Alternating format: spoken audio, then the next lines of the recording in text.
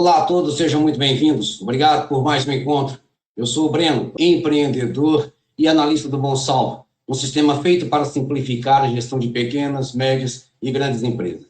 Este espaço é um lugar onde eu converso com pessoas interessantes que têm algo a compartilhar conosco, um lugar onde eu converso com empresários e empreendedores em diversos setores e segmentos. Se você gosta deste assunto, sente-se, fique à vontade e venha bater um papo conosco. A ideia aqui é gerar um bate-papo franco, descontraído, mas com profundidade, para produzir um conteúdo de valor para você que está do outro lado. E a minha convidada de hoje, a convidada especial, é a Bianca. Não sou eu que vou apresentá-la, vou pedir para ela mesma se apresentar. Bianca, tudo bem com você? Boa tarde, Breno, tudo bem? Tudo bem com o som? Você também me escuta? Me escuta, eu quero começar primeiro fazendo um brinde a esta nossa conversa, um brinde a esse encontro, um brinde a todos que estão nos assistindo de qualquer lugar do mundo. Seja muito bem-vindo e um brinde à vida. Eu vou brindar com água mesmo. Fique à vontade. Bianca, diga quem é você, o que você faz e como você ajuda os seres humanos aqui no planeta Terra com as suas habilidades, com o seu trabalho, com seus talentos. Maravilha. Então, meu nome é Bianca, eu tenho 29 anos e eu fundei uma startup de tecnologia médica, né? Então, eu me formei na Faculdade de Medicina em 2019 e em 2020, que foi o ano que eu comecei a trabalhar, já começou a pandemia, né? Nos primeiros meses de trabalho. Então, nisso eu fui obrigada pela vida a reimaginar o meu lugar como profissional, que culminou na Health Tech Brasil, que é a startup que a gente tem hoje, né?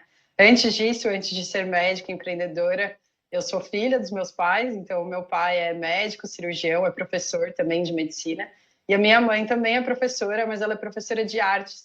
Então eu imagino que essa convivência na minha casa entre a ciência e a arte acabou favorecendo a inovação que hoje eu vivo no meu dia a dia.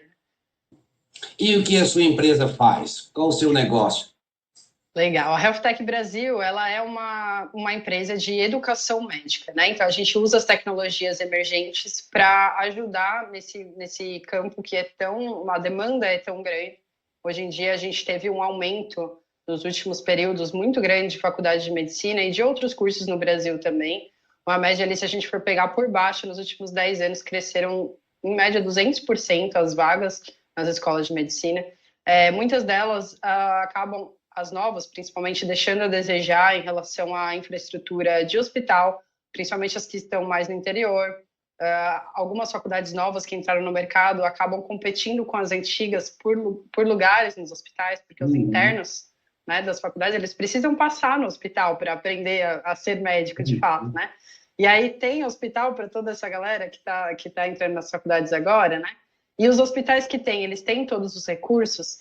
Então, com todas as oportunidades que eu tive na minha vida, eu falo inglês fluente, eu consegui ir trabalhar nos Estados Unidos durante a pandemia com pesquisa. E lá eu me deparei com outro mundo, né, da medicina mesmo, um mundo muito mais tecnológico, muito mais recurso.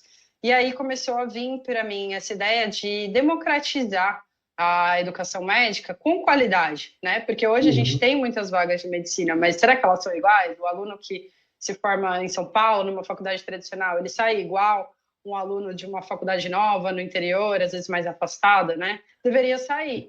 Então, esse é o fator motivador da Health Tech Brasil, né? E na prática, o que a gente faz é, então, trazer as tecnologias para ampliar, para aumentar essa democratização do ensino de qualidade em saúde. A gente tem uma plataforma em realidade virtual e aumentada, que é como se fosse um hospital. Então, a gente faz um laboratório digital imersivo, né? E aí o aluno, ele se sente lá no hospital, ele pode treinar quantas vezes precisar, sem oferecer risco para o paciente, sem se preocupar em desperdiçar material, poder fazer o acesso, né? Então, até uma certa forma, um início ali de um autodidata, né? Eu sou autodidata, então para mim isso é muito importante, a gente poder empoderar o aluno, né? Mas mais do que isso, também empoderar o professor, porque hoje em dia, não só na medicina, em todas as áreas de educação, acaba tendo essa preocupação de onde vai ser o lugar do professor na sala de aula, com inteligência artificial, com as outras tecnologias, né?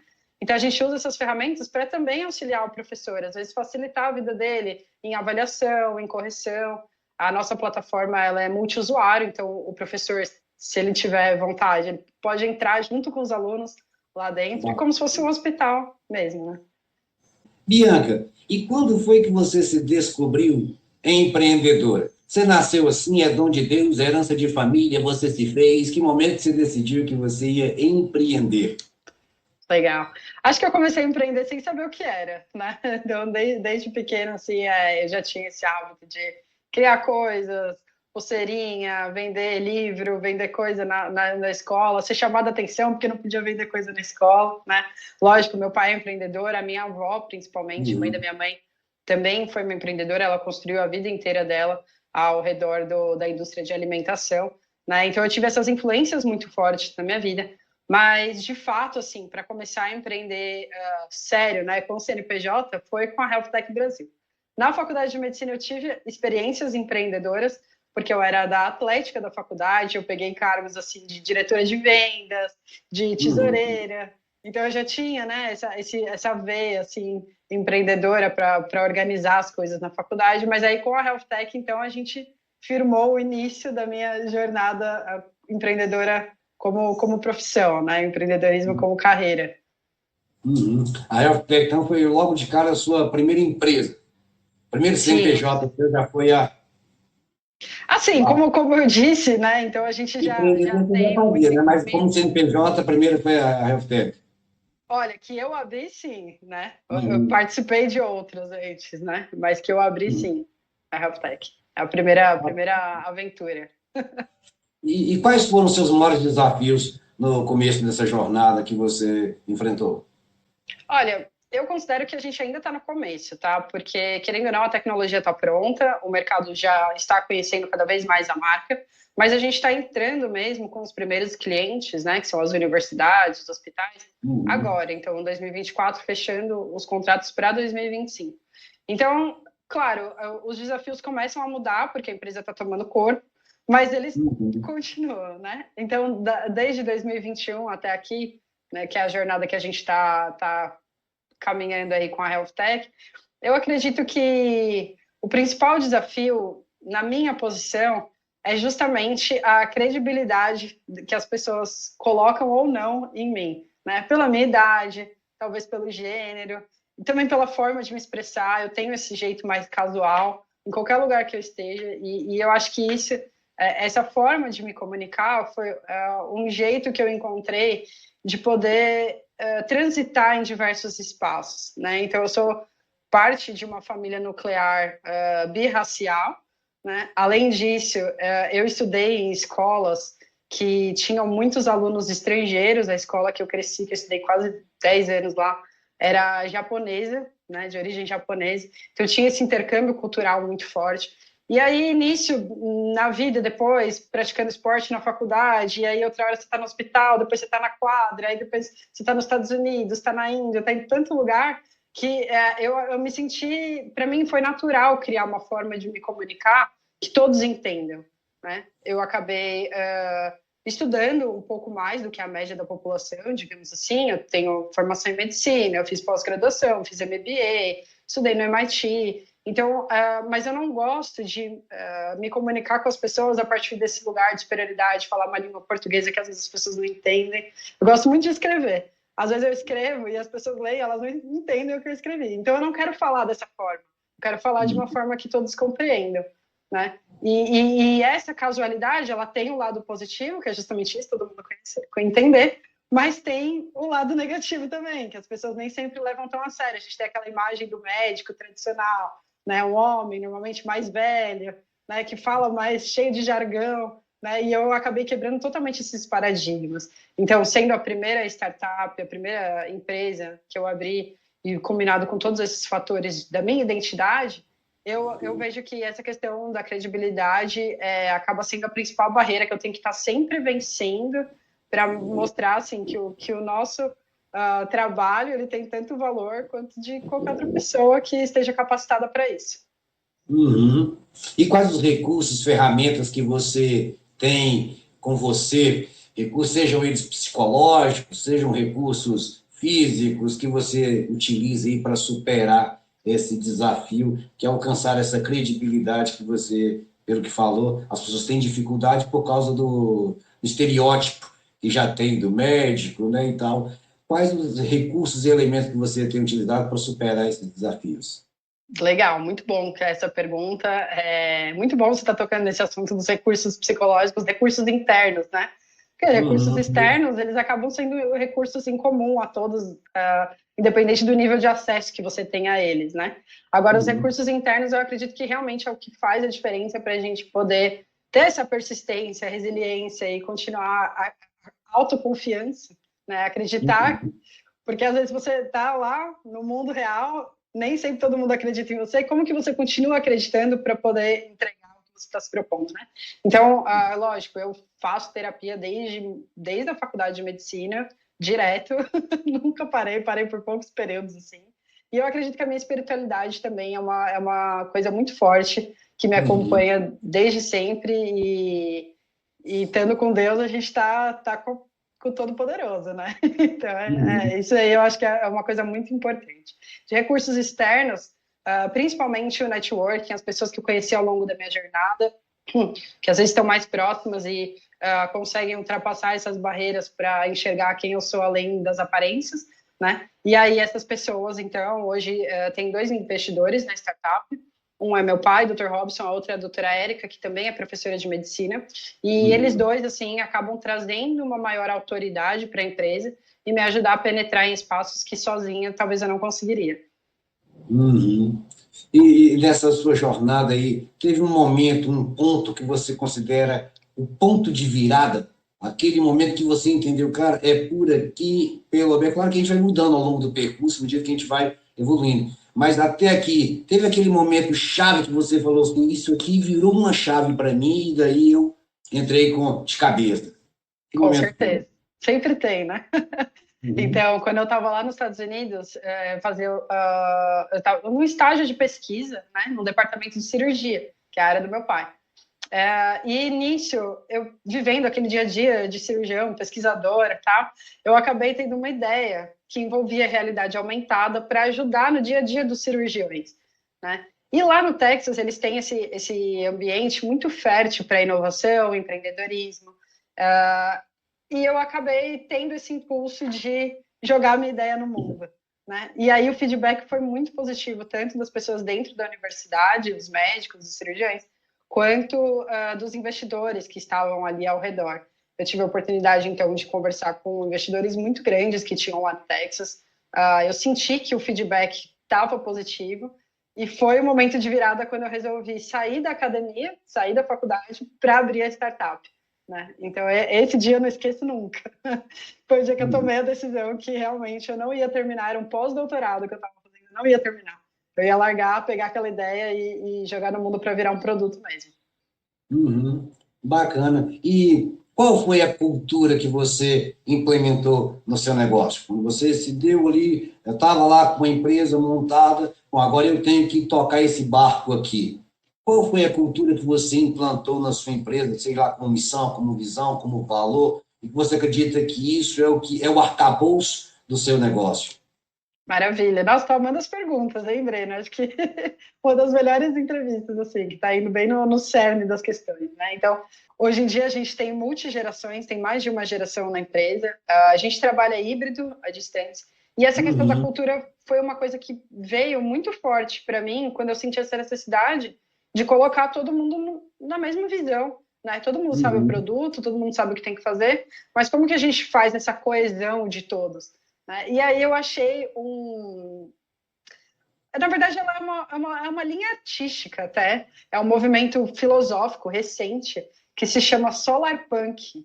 Eu não sei se você tem conhecimento, se já ouviu falar, mas para o público também, para a audiência, eu vou explicar. O Solar Punk, na verdade, ele é uma ideia utópica, né, do futuro, diferente do que a gente vê hoje em dia, que é a ideia distópica do futuro. Então, a gente vê muito o cyberpunk. O cyberpunk Uhum. é aquele mundo onde as máquinas dominaram, é tudo escuro, é todo mundo deprimido, né, uma coisa meio Uhum. Wall-E da Disney, né? Não, o solarpunk é ao contrário, digamos assim, não bem ao contrário, mas assim, ele enxerga que a tecnologia em sincronia com a natureza e com o espírito de colaboração humano, as comunidades, ele traz uma possibilidade de um futuro melhor. Então, a gente não precisa usar a tecnologia para destruir o planeta. A gente pode usar a tecnologia para construir um planeta melhor, né? E quando eu achei essa linha, então, artística que é o Solarpunk, eu acabei infiltrando isso em quase tudo da Health Tech Brasil. E aí a gente conseguiu finalmente formar uma coesão onde todos estão de acordo lá dentro, e também da nossa comunidade. A gente tem uma comunidade para estudantes de medicina, a gente se encontra online e tudo mais. Depois posso até falar um pouquinho mais disso. Mas a gente passa muito essa ideia, então, da tecnologia em harmonia com a natureza, em harmonia com as pessoas, para poder criar melhores condições de vida e de trabalho. E aí, tá gostando dessa entrevista? Deixa nos comentários aí, a sua opinião é muito valiosa para ajudar a melhorar aqui o nosso trabalho. Eu gostaria muito de conhecer você, entrevistar você. O que você acha de vir bater o papo aqui comigo, contar um pouco da sua jornada como empreendedor, falar do seu negócio, da sua empresa, o que você faz? Na descrição desse vídeo tem um e-mail para você fazer contato conosco. Será um prazer entrevistar você e conhecer um pouco da sua jornada e que ela possa influenciar outras pessoas. Continue aí com a entrevista e até a próxima. E com o mercado sempre mudando, sempre se atualizando, você falou também de inteligência artificial chegando. Quais os recursos, quais a sua estratégia para se manter atualizada neste mercado e manter a sua empresa também em padrões de competitividade num mercado tão competitivo e, ao mesmo tempo, com informações todo dia novas? Você abre o seu computador, o seu celular, você é bombardeado com milhares de informações. As redes sociais tomam o tempo das pessoas e o tempo, que é o nosso recurso mais valioso, né? E a nossa atenção é tomada. Como é que você... Quais são as suas estratégias nesse sentido? Maravilha. Isso que eu falei da comunidade acaba sendo uma estratégia que repercutiu muito bem, que foi justamente esse insight que eu tive sobre o produto. Ele é para os estudantes de medicina, mas como a realidade virtual ainda é uma tecnologia um pouco distante do consumidor final, a gente vende para as faculdades, né? Então, a minha conversa com o cliente, que são os gestores, os diretores, os mantenedores das universidades, ela é completamente diferente da minha conversa com o meu consumidor final, que são os alunos, os estudantes de medicina, os médicos recém-formados, né? Tendo essa ideia, então, que as conversas seriam diferentes, a gente criou a comunidade da Health Tech Brasil, que é uma comunidade da marca, onde todas essas pessoas que são os nossos consumidores finais podem ter um diálogo direto com a gente, com a nossa equipe, com as nossas atividades. Então, pelo menos uma vez por mês, a gente faz um encontro online. Esse mês vai ser no dia 26, eu não sei que dia que a entrevista vai para o ar, mas no dia 26 de setembro vai ter um encontro lá no LinkedIn, uma live com um dos nossos alunos, que também é professor de MBA, de governança clínica e tudo mais. E aí, nisso, a gente vai espalhando um pouquinho, tanto de conhecimento, quanto de cultura, de visão de futuro, né? E isso acaba criando uma identidade de marca muito forte, um referencial na cabeça das pessoas, né? E eu vejo como uma dos principais acertos, assim, de estratégia para manter a relevância da marca. E nessa sua jornada aí, qual foi o melhor conselho que você já recebeu até agora, que você considera que foi importante, fundamental e inspirador? A gente sempre tem pessoas em quem a gente se inspira, né? Que podem, de repente, até conversar com a gente e abrir novas portas na nossa própria mente. Eu acredito que talvez o conselho assim mais importante é que a ideia, assim, as coisas que a gente pensa e tem vontade de fazer, elas são importantes. Mas o que realmente é importante é a execução, é como você vai executar. No mundo de startups também, o quão rápido você vai implementar isso, né? Então, eu acredito que essa é a dica que veio de vários lugares, né? E quando eu acho que também o universo, ele conversa com a gente assim, Deus, né? Todas as forças ali. Quando é uma mensagem que tem que vir, ela vem várias vezes, né? Então, essa daí foram várias pessoas que acabaram falando e implementando. Eu percebi que realmente faz a diferença. Que a gente vê muitas pessoas que têm ideias de empreender, querem, às vezes já tem tudo, tem um plano de negócio, tem tudo, mas na hora de executar deixa a desejar, né? E na prática, assim, é melhor você começar a fazer, às vezes tem os percalços, né? A gente fala, vai trocando a roda enquanto o carro tá andando. Não é fácil, não é o ideal, mas às vezes é melhor fazer isso do que ficar só no papel, né? Com certeza, com certeza. Você já falou um pouco no começo do que te levou a empreender e das inovações que você percebeu lá fora. E hoje, na Health Tech, qual a inovação que você implementou, seja em termos de marketing, em termos de logística, em termos de mercado, em termos de aplicação, que você considera uma inovação ou no setor, ou no seu segmento, ou mesmo no país, que faça com que a HealthTech tenha um diferencial em relação às outras empresas que fazem a mesma coisa no mercado? Agora eu vou abrir uma polêmica. É uma polêmica que o pessoal está falando muito disso agora. A gente trabalha quase 100% remoto na HealthTech Brasil. Né? E aí, parece que recentemente a Amazon falou que o pessoal vai ter que voltar 100% para o escritório, tá os empresários tudo brigando, não, tem que ser remoto, tem que ser presencial, tá. Mas para a gente, tudo bem, que é uma equipe menor, né? Então a gente tem menos barreiras de comunicação por ser menos pessoas. Mas eu vejo que o fato da gente ser 100% remoto me permitiu atrair e reter talentos, mesmo não tendo um caixa tão grande quanto uma Big Tech, né? Então, eu vejo que isso do trabalho remoto, às vezes a gente fica estudando ferramentas de gestão online, né? Igual a sua, tal.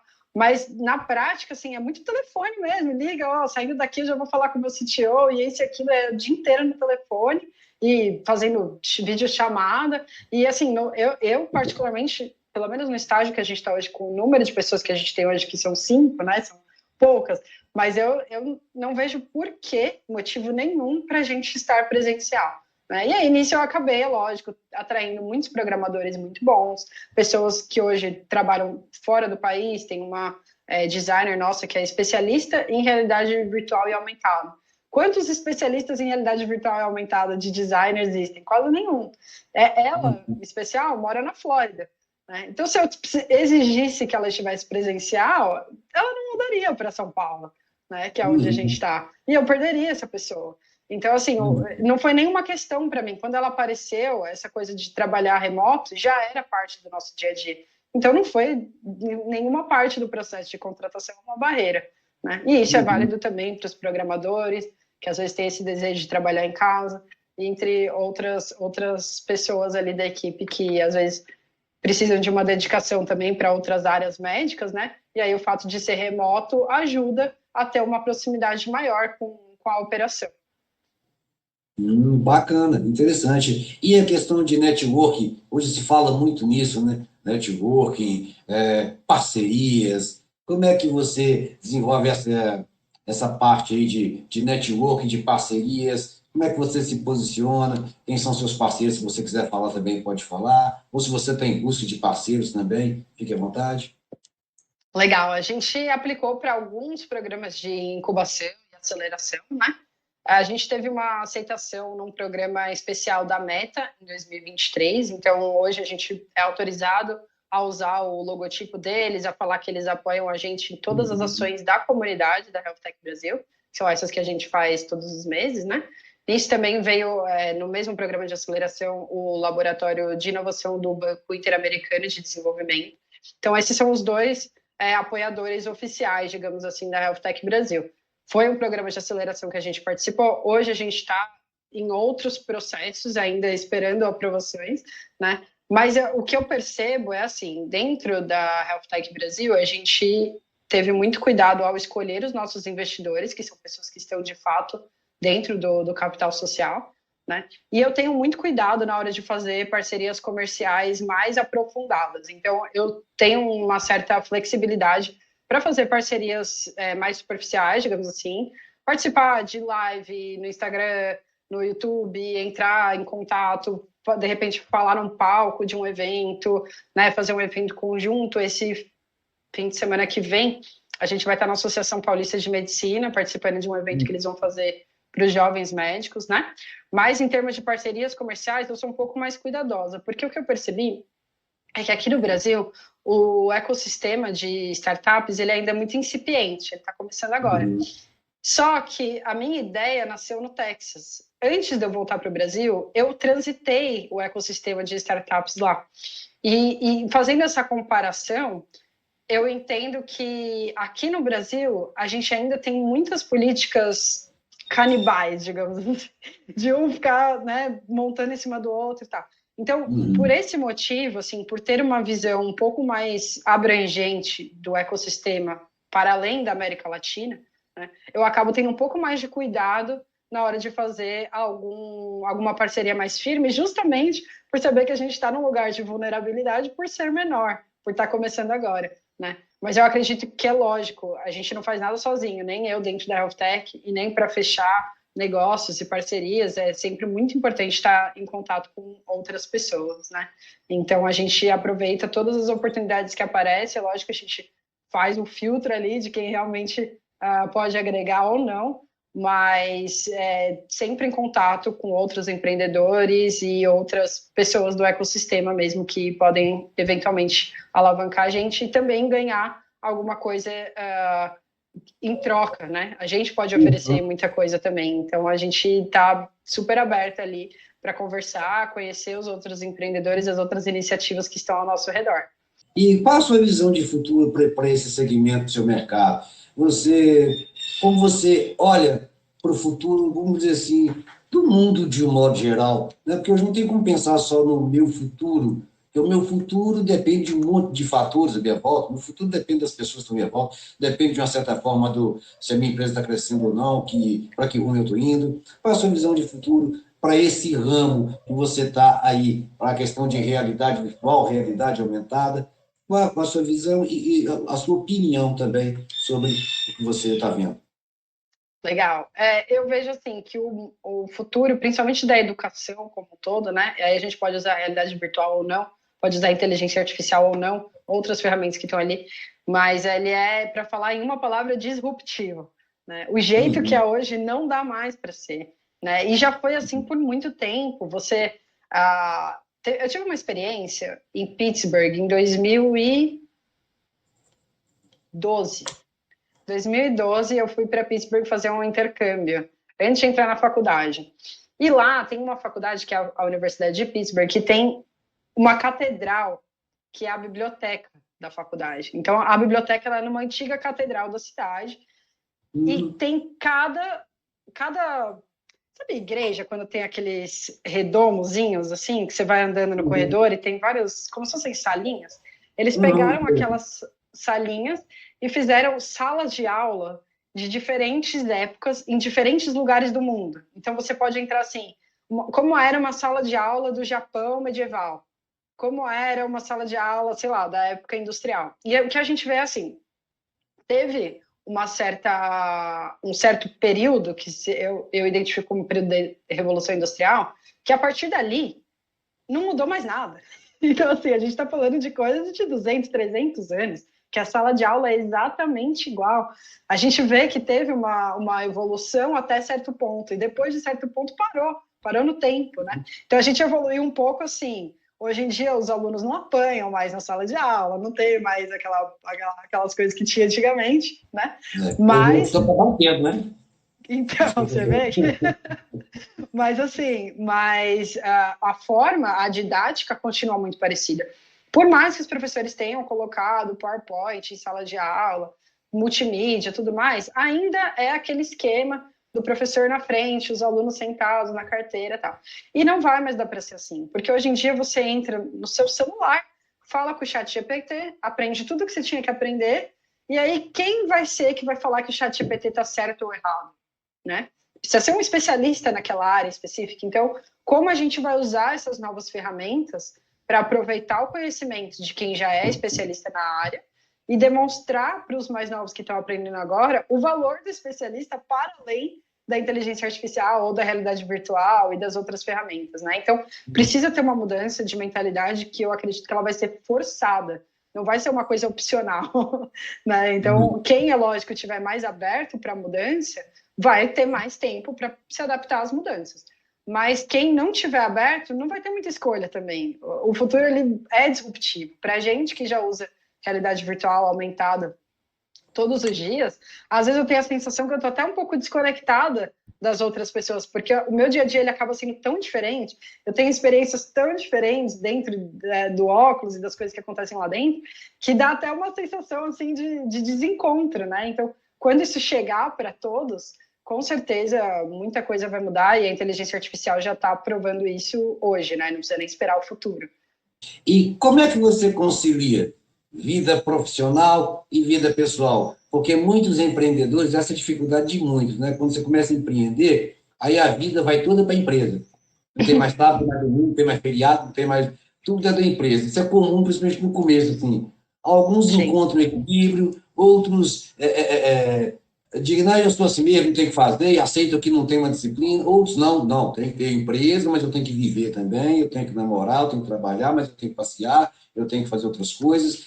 Você consegue ter esse equilíbrio, está buscando esse equilíbrio? Fala um pouco disso aí, se você tem alguma estratégia para Legal. manter o... Eu acho que o equilíbrio é sempre uma busca, né? Não só para isso, mas para todas as áreas da vida. Como você disse, no começo era mais difícil, eu tinha um mergulho muito mais intenso na empresa, até para a construção da marca, eu acho que tem um período que é necessário mesmo.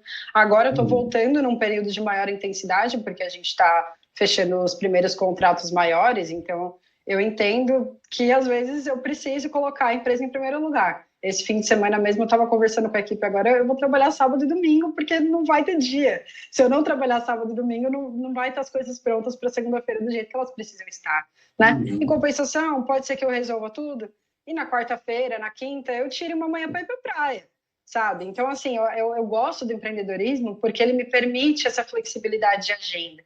Hoje em dia, para mim, trabalhar de segunda a sexta, das 8 às 5, não é uma coisa que faz sentido mais. Eu prefiro ter a liberdade de poder acordar um pouquinho mais tarde um dia, trabalhar no sábado para compensar e sair para ver os amigos no dia que eu posso. No começo eu tinha esse desencontro porque eu tinha essa compreensão que trabalhar no fim de semana ia me trazer muito mais resultado, e trouxe mesmo.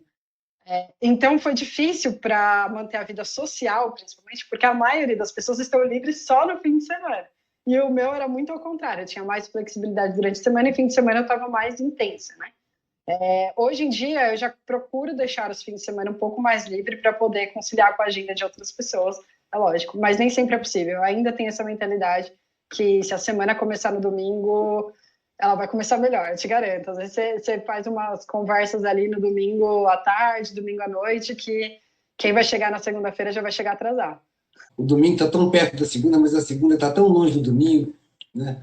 E fica essa mudança. E, Bianca, quais são as pessoas que te inspiram? Tem pessoas que você admira, seja ele um famoso ou um anônimo, alguém que você inspire, que é uma fonte de inspiração para você, seja nos negócios ou na vida de um modo geral, porque quem nos inspira na vida também, de uma certa forma, nos inspira nos negócios, e vice-versa.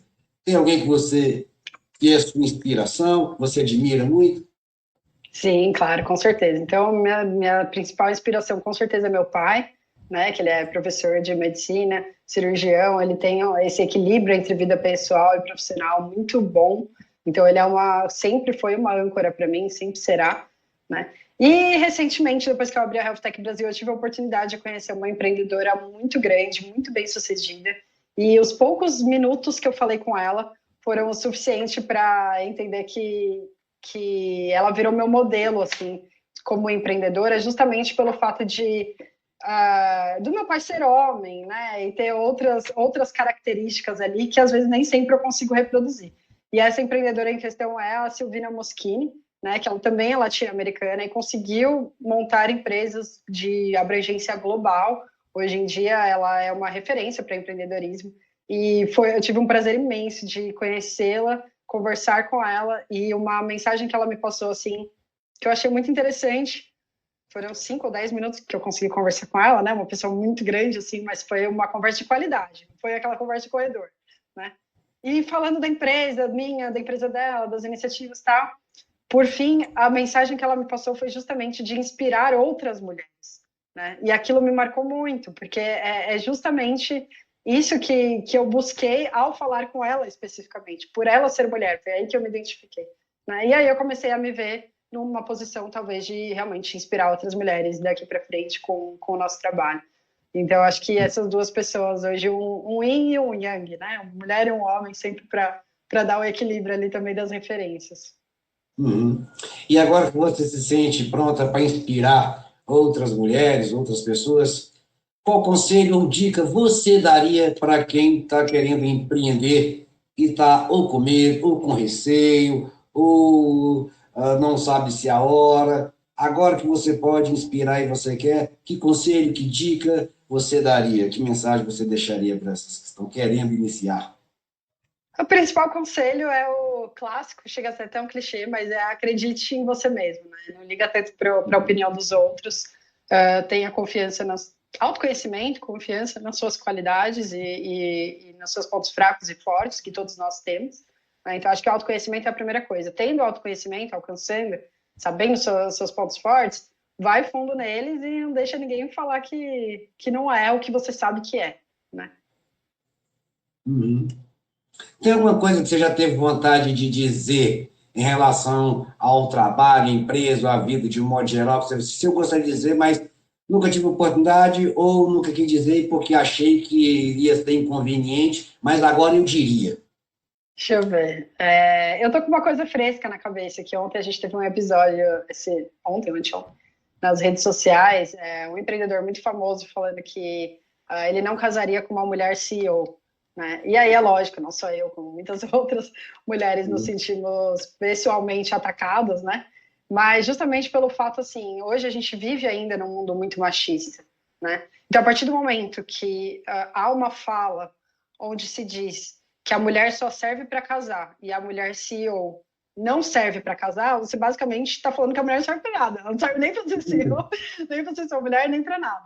Né? Então, eu acho que a gente tem muito ainda a percorrer, tanto em igualdade de gênero quanto de raças e etnias.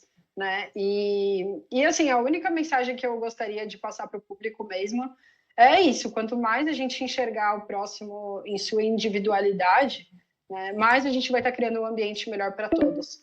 Né? Então, é lógico, com certeza vai ter mulher que não é boa CEO, vai ter mulher que é boa CEO, vai ter mulher que é boa CEO e não é boa mulher, vai ter mulher que é boa mulher e é boa CEO. Então, assim, não dá para generalizar. Né? Eu acho que isso é o mais importante, assim, tanto em questão de gênero quanto em questões de raça e etnia.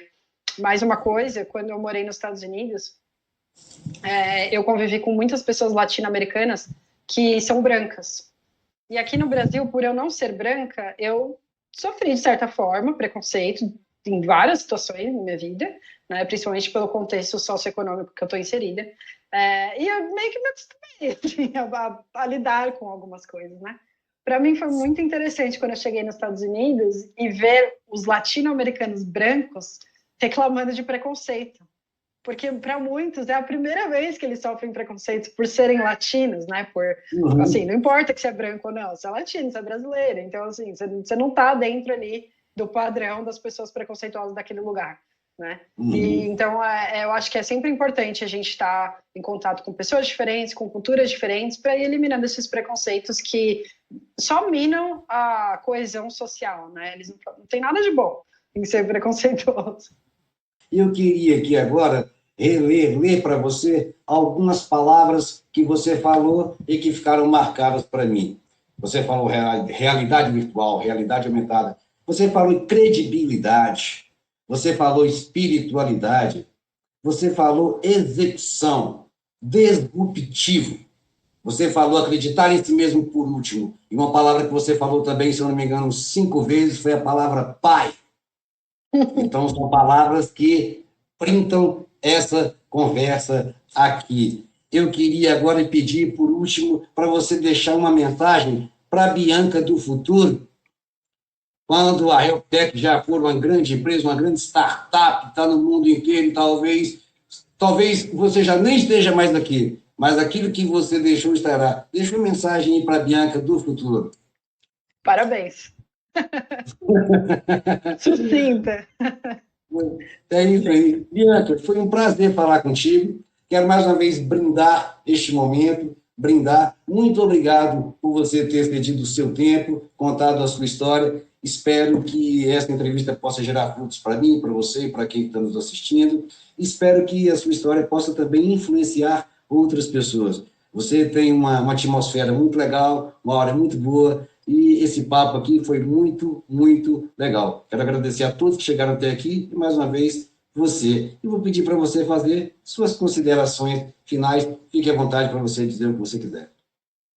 Imagina, só tenho a agradecer. Foi um prazer te conhecer, Breno. Como eu falei no começo da entrevista, eu gostei muito das perguntas. E agradecer também o Rony, que está no backstage aí, que já também participou um pouco da HealthTech Brasil, e estamos de portas abertas para aproximação cada vez mais entre os nossos negócios e também a audiência. Fica aí o convite para vocês conhecerem as ações da comunidade da HealthTech Brasil, elas são gratuitas, né? E aí a gente também tem cursos pagos para quem quiser se aprofundar um pouco mais, direto para o consumidor, além da nossa solução de realidade virtual, que quem for aluno ali de medicina, de enfermagem, de fisioterapia, das áreas da saúde, já pode pedir para a sua faculdade, que a gente está aberto para receber mais clientes. Tá certo, obrigado. Eu desejo a você e a todos um bom saldo. Olá, você empresário. Deseja ter um bom saldo? Então conheça o Sistema de Gestão Inteligente, com ferramentas online que vão melhorar o desempenho financeiro da sua empresa. O Bom Saldo integra todos os setores da empresa em um só lugar, garantindo uma análise mais completa do negócio com relatórios precisos e automatizados. Veja alguns dos principais recursos do sistema: ferramentas para cadastro de clientes e fornecedores, ferramenta para controle financeiro, ferramenta para controle de estoque, emissor de boletos bancários, emissor de nota fiscal eletrônica, ferramenta para controle de vendas, ferramenta Webdesk para você criar uma área de acesso exclusiva para seus clientes. O Bom Saldo também conta com diversas integrações. Integração com sua contabilidade, eliminando o envio manual de documentos. Seu contador terá acesso online a todas as informações fiscais da empresa, além de integração com bancos e outros aplicativos. O Bom Saldo tem uma interface amigável, simples e fácil de usar. E com ele você reduz custos, economiza tempo, evita falhas humanas em relatórios e ainda automatiza parte do processo. Mas a melhor forma de conhecer o Bom Saldo é testando. Crie uma conta gratuita e use todos os recursos do sistema. Nossa equipe de suporte está pronta para atender você e a sua empresa. Desejamos sucesso em seus negócios e que você tenha um bom saldo.